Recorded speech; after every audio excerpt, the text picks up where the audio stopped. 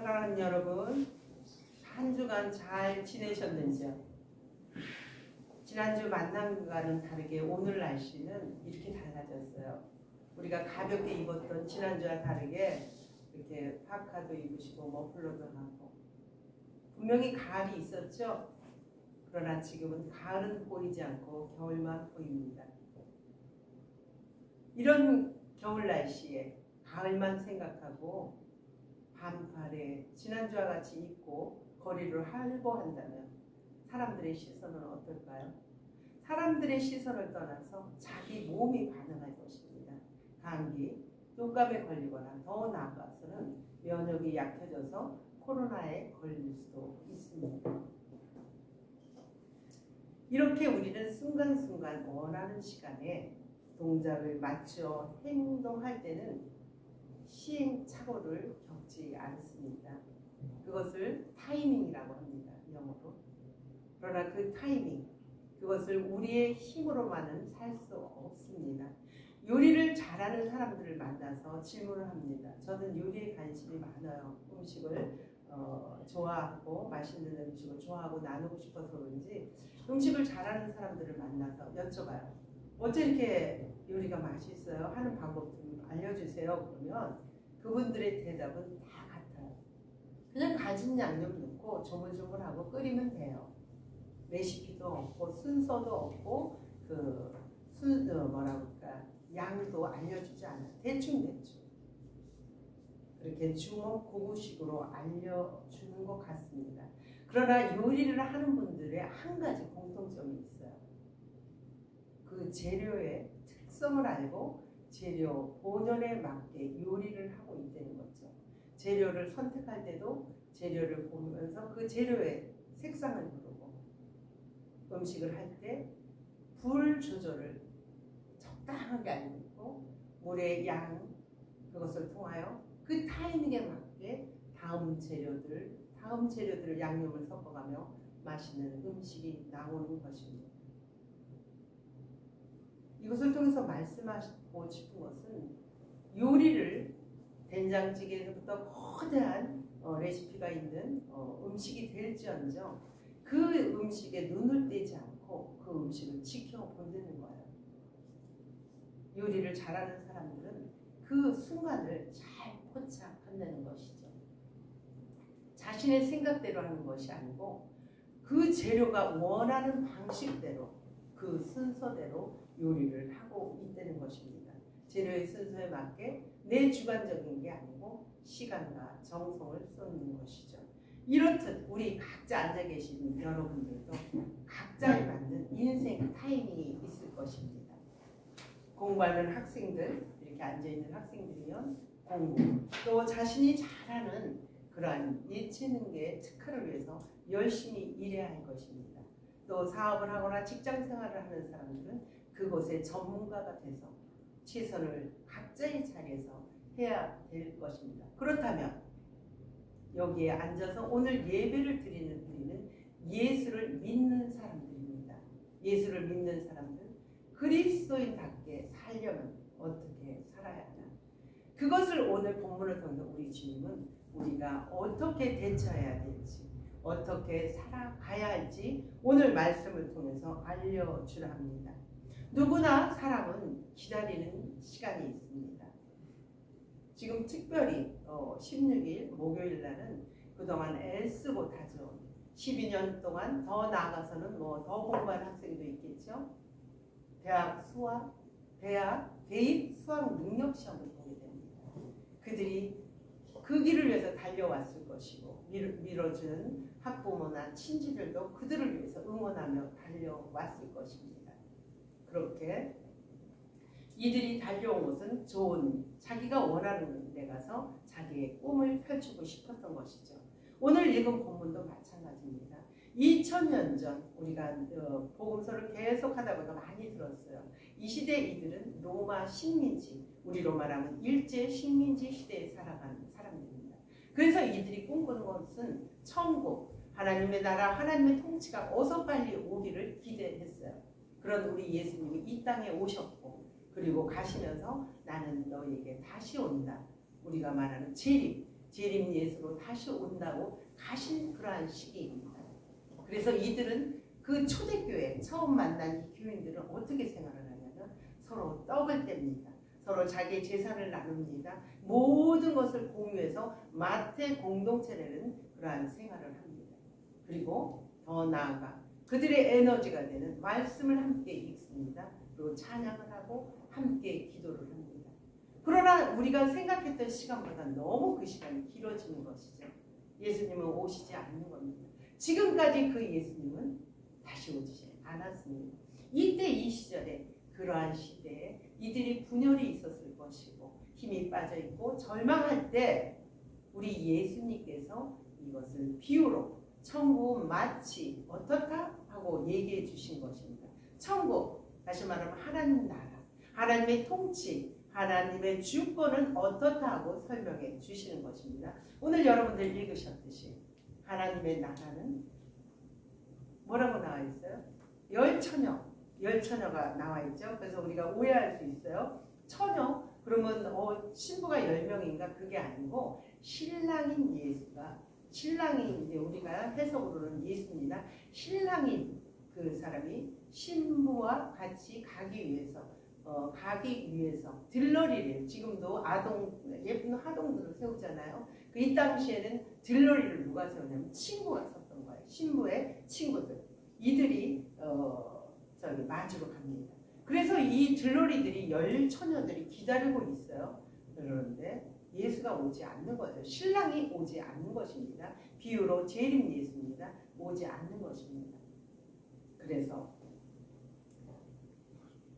안 오는 것까지 좋은데 이제 우리가 잘 기억할 게 뭐냐면 우리는 결혼식을 대체적으로 낮에 하잖아요. 빠르게는 11시에도 하고 늦게 해야 5시에 하는데 보편적으로 이때 이스라엘은 결혼식을 밤에 해요.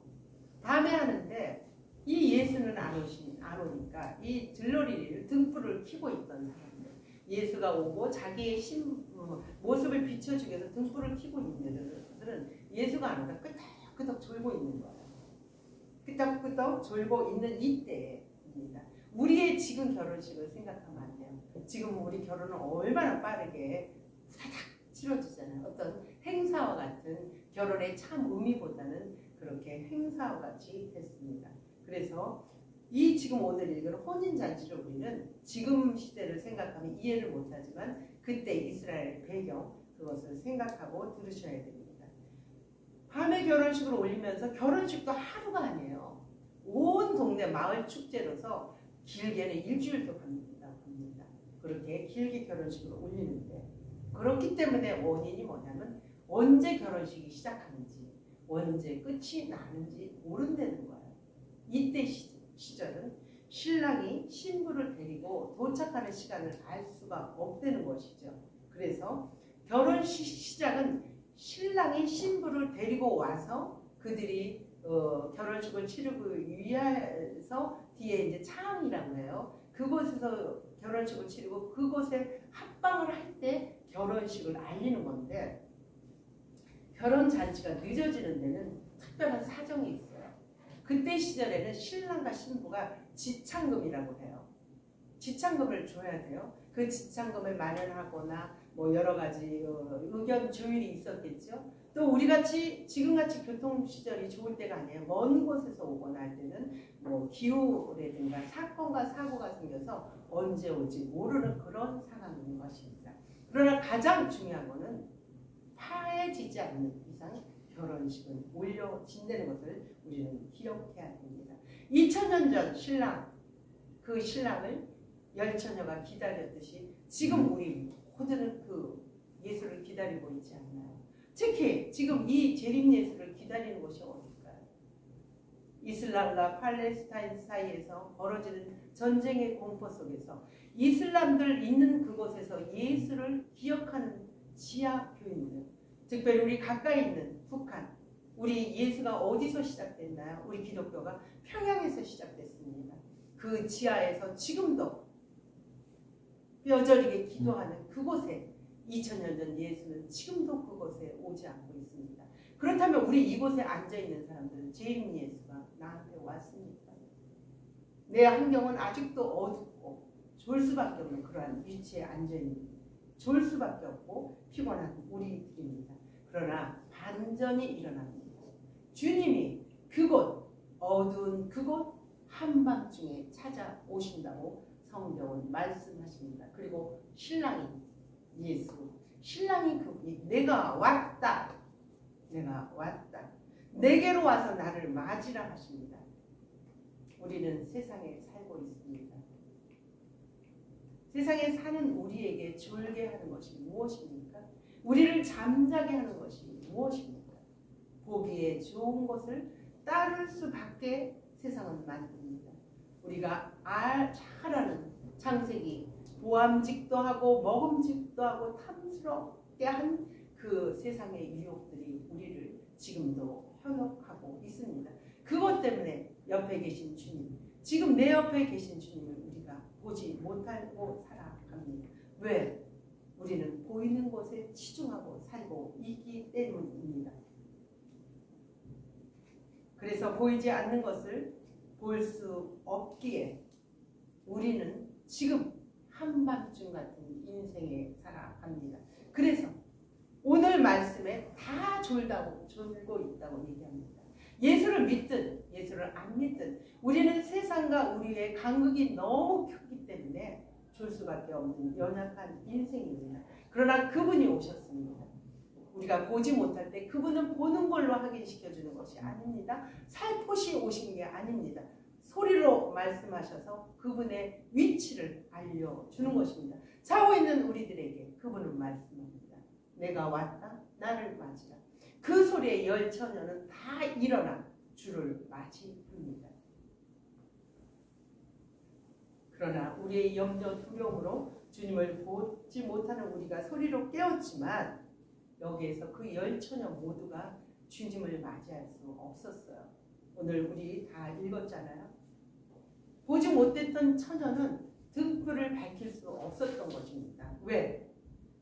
기름이 없기 때문입니다. 그렇다면 왜 기름을 준비하지 않았을까? 오늘 성경 말씀 속에서 이 사람들이 결혼식 날 밤에 이루어지는 하이라이트는 뭐냐면요, 신부와 신랑을 위해서 우리가 불을 밝히는 등불이에요. 근데 우리가 알고 있는 등불은 우리가 저기 캔들을 켜놨듯이 적어도 2시간, 길게는 6시간 되면 꺼집니다. 그 당시의 등불은 계속 켜지는 게 아니고 위에 횃불 같은 거에서 헝겊이 꺼질 수밖에 없는 거예요. 그래서 기름을 계속 보충해 줘야 된다는 것이죠. 예나 지금이나 왜 근데 하나님은 이런 상황에서 혼인잔치 비유로 했을까요? 혼인잔치는 지금도 또 예전에도 기쁨의 잔치입니다. 생명이 살아나는 것, 생명이 이어지는 그러한 곳이기 때문에 혼인잔치의 비유에서 우리가 들러리를 찾는 우리들에게 주님이 주고자 하고 싶은 말은 그 등불을 밝히는 각자의 빛을, 너만이 갖고 있는 그 빛을 바라는 하나님의 뜻이었습니다.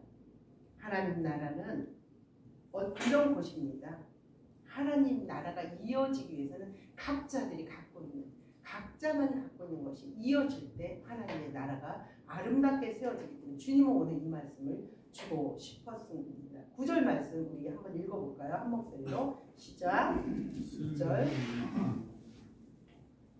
시작. 슬기에 있는 자들이 대답하여 이르되 우리가 너희가 슬기에 다 부족할까 하노니 차라리 파는 자들에게 가서 너희 쓸 것을 사라 하니. 저는 이 9절 말씀을 읽고 이상했어요. 왜 슬기로운 자가 나눠주지 않았을까? 기독교는 나눔의 종교인데 왜 슬기로운 자가 미련한 자라고 이렇게 구분을 지면서 그들에게 나가서, 차라리 나가서 바깥에서 사갖고 와라 이렇게 얘기를 생각하면서 이거를 묵상을 하면서 하나님의 은혜를 깨달은 거예요. 이거를 문자적으로 봤을 때 자비의 종교인 기독교하고는 맞지 않습니다. 그러나 이 말씀 속에 보이지 않는 행간, 이 시대의 결혼 문화를 통해서 이걸 확실히 알 수 있는 것이죠. 우리 모두에게 하나님은 각자만이 잘할 수 있는 고유성을 주셨거든요. 그 각자만의 고유성을 가지고 하나님은 아름다운 그 조각이 모여서 하나님의 세상을 만들고 싶었던 것이에요. 여기서 슬기로운 자를 원문으로 또 우리가 사전적으로 찾아보니까 깊게 생각한다는 것이에요. 깊게 생각하고 거기에 그치는 것이 아니고 깊게 생각하는 것을 생활한다는 것이죠. 이 결혼잔치를 위해서 이 여인들, 슬기로운 여인들은 이 시대에 신랑이 언제 올지 모르기 때문에 여비분의 기름을 준비한다는 것이죠. 그것을 통해서 우리 각자한테도 하나님이 고유성을 진 것을 우리가 그 고유성을 갖고 어떻게 생활하느냐, 땅에 묻느냐, 그것을 사용하느냐에 따라서 슬기로운 자가 되는 것이고요. 미련한 자는 태만하여 별 생각 없이 그냥 살아가는 거예요. 그냥 사람들이 물어보면 어떻게 사세요 하면 그냥 살지요. 죽지 못해 살지요. 그럭저럭 살지요. 이들은 들러리로 초대받았지만 여분의 기름을 준비하지 않았다는 거예요. 그 당시에 그냥 그 뒤에 생각을 안 했다는 거예요. 그래서 슬기로운 자의 대답은 자기들이 이것을 나눠줬을 때 자기들도 부족하고 슬기로운 자가 미련한 자가 다 부족하게 되면 어떻게 돼요? 하나님의 나라, 천국 잔치가 이루어지지 못했다는 걸 알았다는 거죠. 그래서 차라리 너희들은 나가서 살라고 이야기했다는 것입니다. 사랑하는 여러분, 이 말씀을 통해서 우리는 잘 기억해야 돼요. 주님께서 왜 이 말씀을 슬기로운 자, 미련한 자로 나누었을까? 이 말씀 속에서 주어주고 싶은 것이 있습니다. 기름은 나만의 고유성이 있습니다. 나만의 아까도 말씀드렸듯이 학생이신 분이 있고 전도사이신 분이 있고 엄마이신 분이 있고 사업가이신 분이 있습니다. 그 각자의 일터, 각자의 자리에서 자기가 해야 될 일을 생각하면서 깊게 행동하는 것입니다. 눈에 보이는 것 지금만 일하는 건 아닌 것이죠. 그럴 때 슬기로운 자가 되는 것이고요. 또 슬기롭지 않은 자는 좀 뭔가요? 지금 여기에서 지금만 생각하고 미래 지향도로 나가지 않는다는 것입니다. 나의 시간으로. 하나님께서 그래서 이 말씀을 주고자 하는 것은 뭐냐면요. 슬기로운 자나 미련한 자한테 주는 이 핵심 교훈은 나의 열심으로 일하지 말라는 거예요. 하나님의 일로 일하는 거예요. 제가 구절을 보고 이상하게 생각했듯이 슬기로운 자도 이거는 부족자 할 수 있다고 생각하고 미련한 자도 좀 나누면 어때? 이렇게 생각할 수 있지만 하나님의 일은 하나님의 방법대로 진행되어 된다는 것을 이 말씀을 통해서 그래서 우리는 준비하려는 마음으로 이 말씀을 주고자 하는 것입니다. 그러나 이렇게 사는 게 가능할까요? 어떻게 살 때 가능할까요? 어떻게 이렇게 기다림 속에서 준비하고 이럴 때 가능할까요?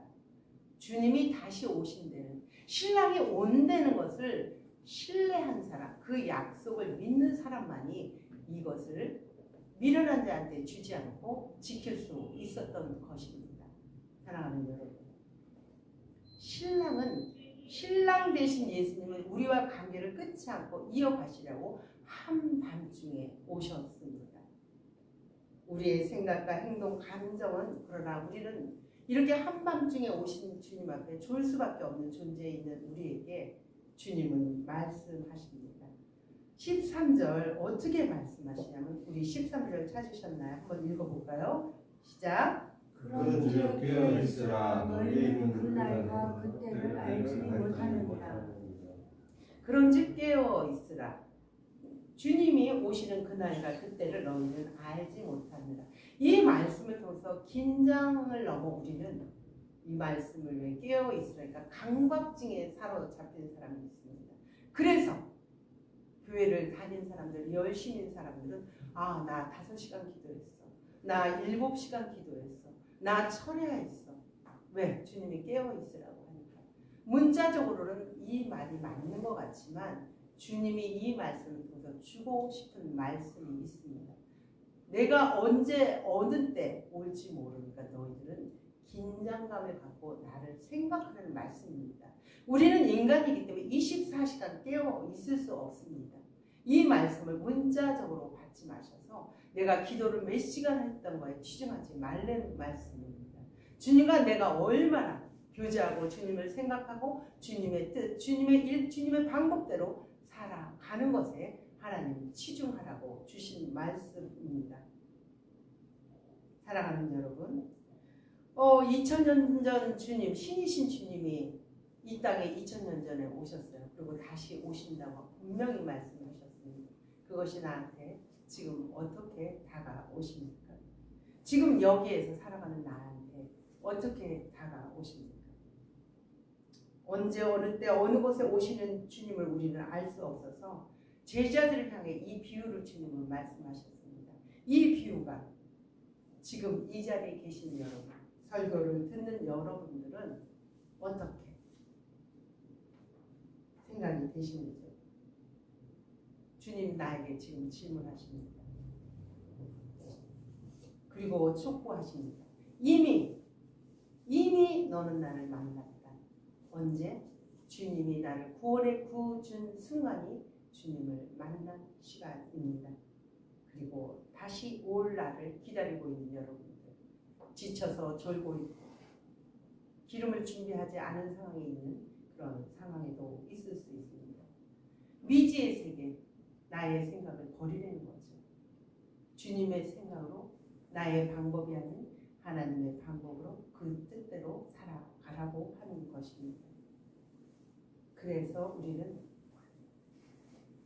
아직도 오지 않는 그 길을 여전히 걸어가야 하는 것입니다. 사랑하는 여러분, 지금 여기에 앉아 계신 여러분들은 어디로 가야 될지 방향 감각을 잊으시는 분도 계실 것입니다. 그것을 우리 주님은 말씀하십니다. 우리의 고통이 너무 긴 분들도 계실 것입니다. 또 우리의 희망으로 기다리는 분들도 분명히 계실 것입니다. 그러나 주님은 이 문제를 우리가 해결하지 않아요. 주님이 직접 오시는 거죠. 어두운 한밤중 우리의 고통, 피할 수 없는, 해결할 수 없는 그 문제 속에 주님은 직접 들어오셔서 내가 왔다. 보지 못하는 너희들, 졸 수밖에 없는 너희들, 내가 왔다. 나를 맞으라. 이렇게 말씀하십니다. 지금 우리가 가야 될 게 지쳐있고 잠시 멈추는 것 같고 오지 않는 그 주님 때문에 내가 하고 있는 것이 여전히 그 미궁 속에 있지만 우리 주님은 지금도 우리를 향해 가까이 다가오시면서 소리로 외칩니다. 내가 여기 있다. 나를 맞으라. 그러게 하기 때문에 우리는 여전히 드러나지 않는 그 하나님 나라, 하나님 천국, 하나님의 주권 통치를 주님과 함께 여전히 아직도 가야 될 길인 것입니다. 사랑하는 여러분, 그것이 우리가 살아가야 할 이유입니다. 그것이 여전히 주님과 함께 걸어가야 할 이유가 됩니다. 기도하겠습니다. 좋으신 아버지 감사합니다. 추수감사 주일이라고 예배를 드립니다. 정했습니다. 과연 내가 주님 앞에 한 해 추수한 것이 무엇입니까? 물질은 점점 빈궁해 가고 인생은 점점 쪼그라드는 것 같고 건강은 점점 약해지며 세상이 갈수록 나에게 가진 것은 내 손가락 사이로 다 빠져나가는 것 같습니다. 주님, 그렇게 당신은 하나님 나라에 하나님의 주권에 하나님의 통치에 있다고 하지만 우리는 이렇게 지쳐서 졸고 있습니다. 그러나 주님은 그런 한밤중 졸고 있는 어둠의 세상에 오셔서 내가 왔다. 나를 맞으라. 말씀하십니다. 주님을 맞을 수밖에 없는 것은 슬기로운 차로 주님을 깊이 성찰하고 묵상하며 말씀과 기도와 찬양으로 그 기름을 날마다 바꿀 수 있는 우리가 될 수 있도록 축복해 주옵소서. 예수 그리스도 이름으로 감사하며 기도드립니다. 아멘. 찬송가